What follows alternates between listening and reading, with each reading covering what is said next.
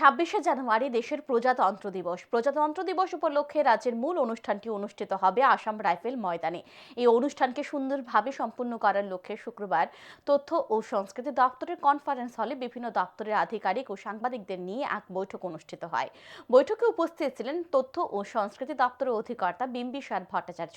তিনি জানান, প্রজাতন্ত্র দিবসের অনুষ্ঠানের একটি অংশ হলো সাংবাদিকদের সংবাদ সংগ্রহ করা।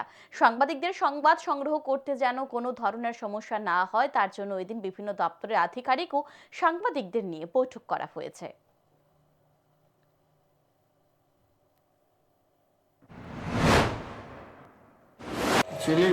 আমাদের আসন্ন 26 জানুয়ারি রিপাবলিক ডে অবজারভেন্সের বিভিন্ন যেসব আমাদের প্রোগ্রাম নেওয়া হয়, স্টেট লেভেলে আমরা প্রোগ্রাম করি আসাম রাইফেলস গ্রাউন্ডে, তার একটা অন্যতম উল্লেখযোগ্য অংশ থাকে ফটো এবং video coverage by the media person, basically যার মারফত এটা সারা স্টেটে ডিসেমিনেট হয়।